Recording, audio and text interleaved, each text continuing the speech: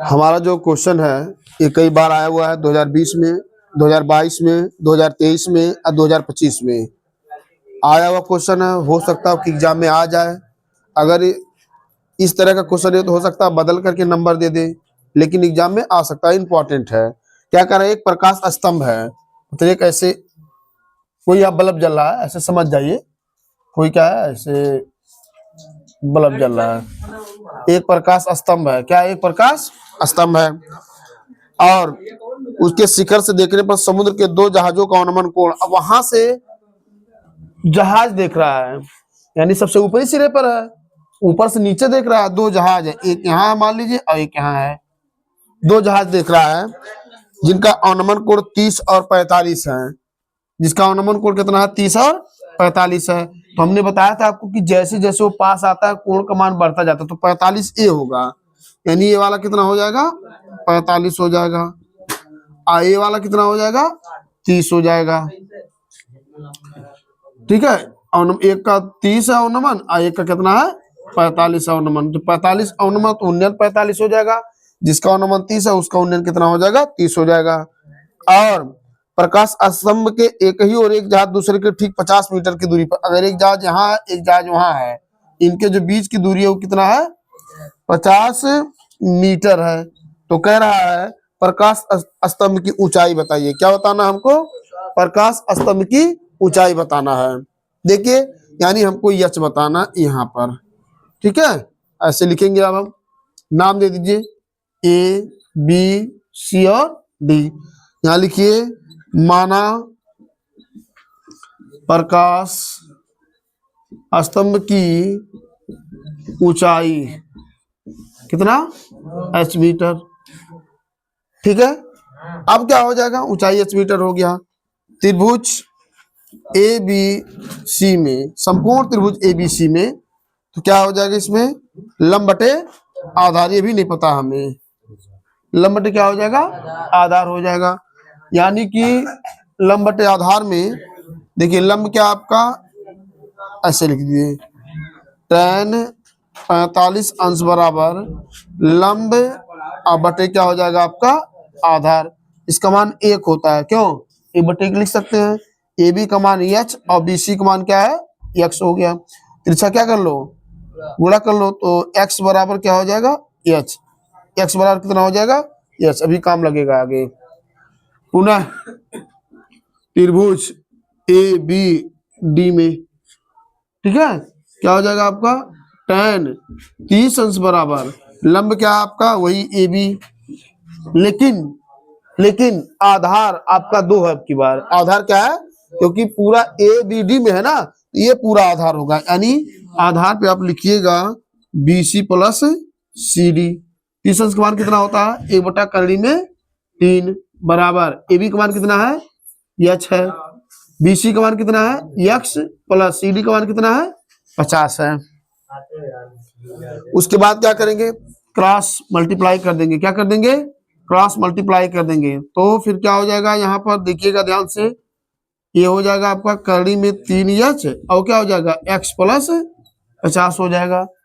हमें पता है कि एक्स का मान कितना है? एक्स का मान कितना है? एच। यानी जहां एक्स है वहां हम क्या रख सकते हैं? एच रख सकते हैं। ठीक है, देखिएगा। तो ऐसे इसको भी कर सकते हैं इधर से, या फिर जहां एक्स है वहां एच, जहां एक्स है वहां एच है, एच है वहां एक्स।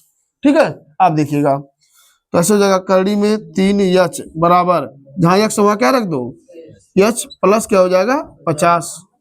देखिएगा ये इधर आएगा। तो करड़ी में 3 एच माइनस एच बराबर कितना? 50। दोनों में से एच क्या ले लो? कॉमन ले लो, एच। तो कितना हो जाएगा? करड़ी में 3 माइनस 1 बराबर कितना? 50 हो जाएगा। एक चीज यहाँ पर देखिए, हम थोड़ा सा लिख देंगे, बच्चे भूल जाएंगे। यहाँ क्या हो जाएगा? जहाँ एक्स है एच कैसे हो गया? ठीक है, यहाँ लिख देना ऐसे। देखो यहाँ पर समीकरण से फर्स्ट मान लो। ठीक, समीकरण फर्स्ट ही लिख दे रहे हैं। समीकरण फर्स्ट से जहाँ एक्स वहां क्या हो गया? एच, क्योंकि एक्स का मान एच के क्या हो गया था? बराबर हो गया था। अब एच बताना है तो एच बराबर 50 बटे करड़ी में 3 माइनस क्या हो गया? 1 हो गया। आंसर तो ही हो गया, लेकिन इसका परिमेयीकरण कर दीजिए। क्या कर दीजिए? परिमेयीकरण कर दीजिए। तो माइनस में है ना, तो क्या करोगे? प्लस का ऊपर नीचे क्या कर देना, क्या कर देना, मल्टीप्लाई कर देना। तो एच बराबर क्या हो जाएगा, देखिए ये 50 करड़ी में 3 प्लस 1 रहने दीजिए, ठीक। और नीचे ए पे स्क्वायर माइनस, क्योंकि वही चीज माइनस में वही चीज प्लस में है, तो हो जाएगा आपका 3 पे स्क्वायर माइनस 1 पे स्क्वायर। एच बराबर ये कितना हो जाएगा, 50 करड़ी में 3 धन 1 बटे 3 का 3 होगा, 3 में किया जाएगा। इसको थोड़ा सा आपको सॉल्व करके यहाँ दिखा दे रहे हैं। करड़ी में 3 पे स्क्वायर माइनस 1 पे स्क्वायर, 3 का 3 माइनस 1 कितना आएगा, 2, कितना आएगा, 2 हो गया। अब 2 से क्या हो जाएगा, ये कट जाएगा, तो एच बराबर 25 और करीब 3 का मान 1.732 प्लस 1, यानी कि 25 गुणे इसको जोड़ोगे तो कितना हो जाएगा, 2.732। तो एच बराबर इसी को गुणा कर दीजिए, आपका आंसर आ जाएगा, ठीक है।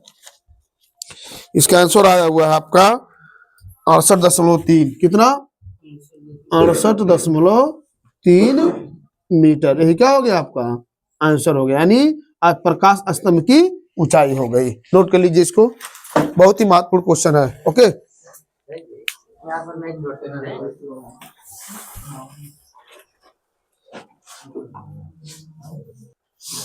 अगला हमारा क्वेश्चन है कि 100 मीटर सड़क है, यानी सड़क की चौड़ाई कितना है, 100 मीटर। देखिए ध्यान से, सड़क की जो चौड़ाई है वो 100 मीटर है, कितना है, 100 मीटर है, ठीक है।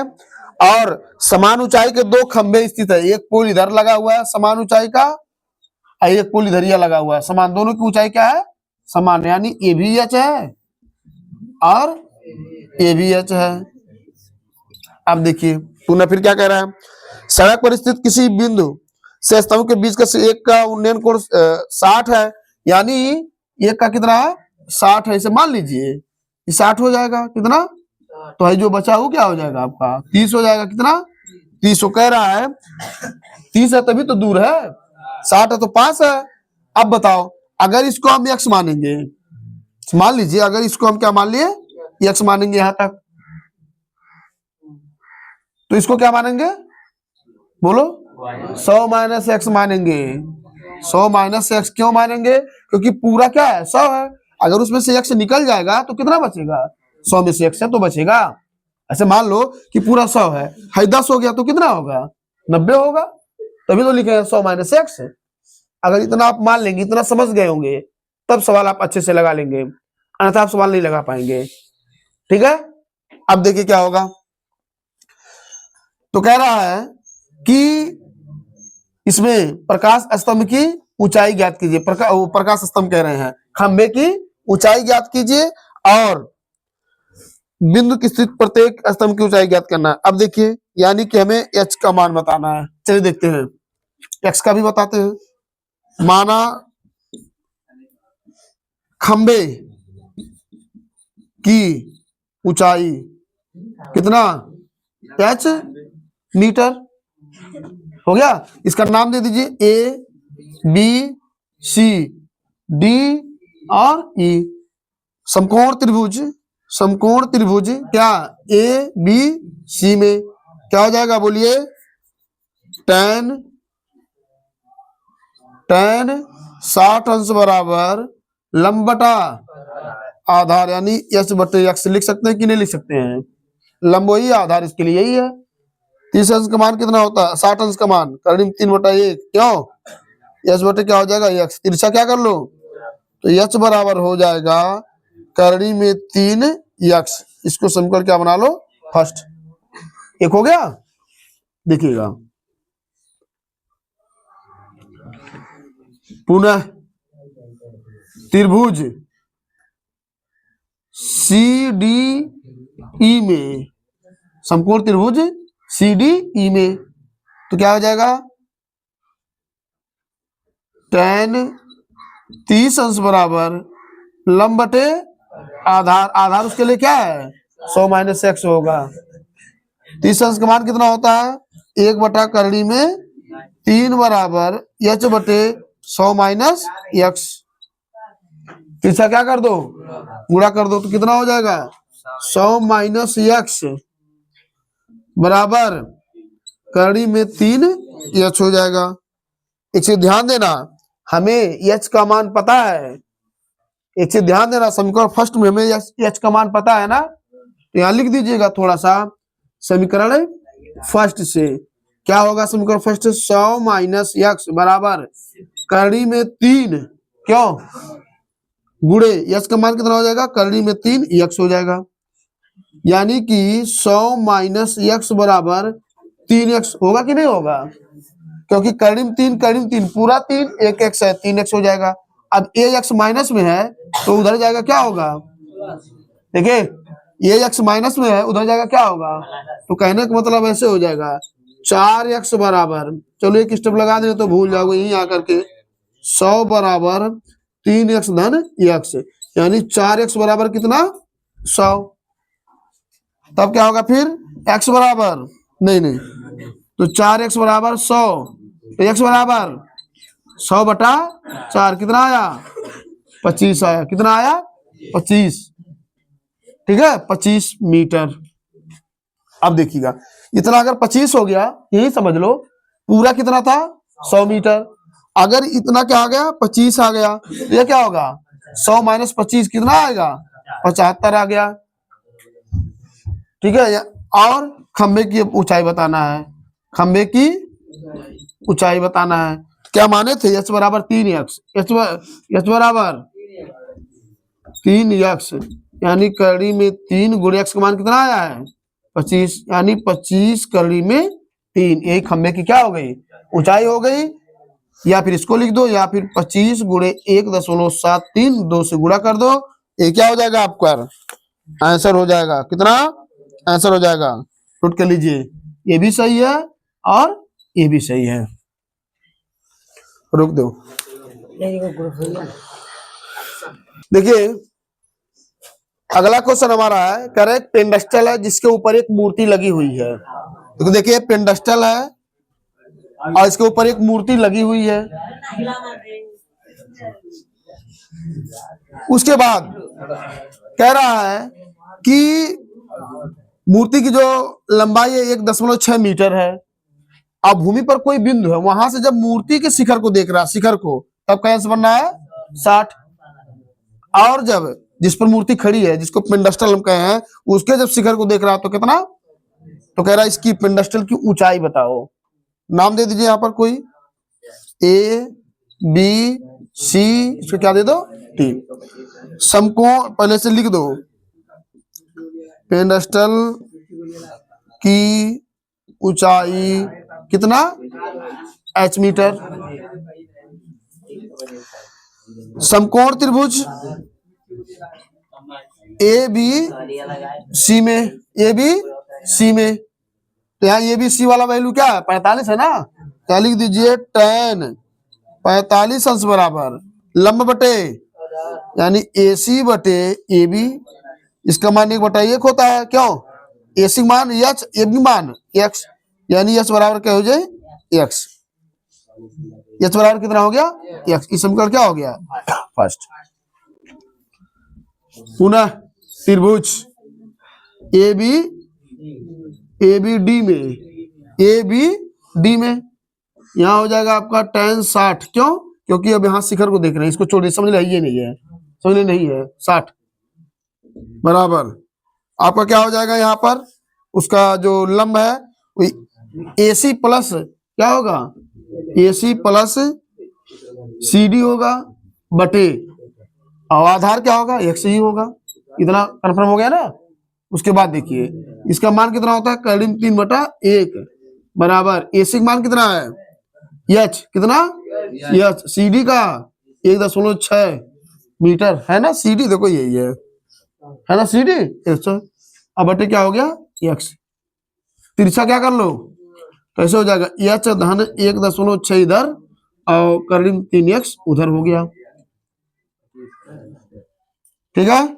अब देखो एच धन 1.6 बराबर करड़ी में 3, x का मान कितना है एच है, समीकरण फर्स्ट से, समीकरण फर्स्ट से जहां x है वहां क्या रख दो एच रख दो, यहाँ दिया हुआ है।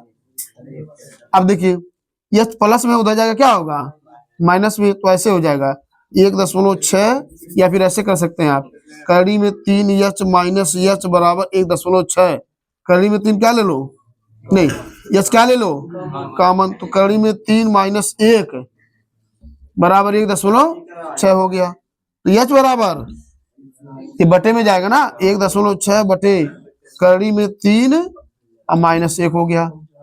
इसी का क्या कर दो, परमेयीकरण कर दो। क्या कर दो, हर का परमेयीकरण जब करेंगे आप तो यहाँ हो जाएगा कड़ी में 3 प्लस 1 और नीचे भी वही होगा 3 प्लस 1।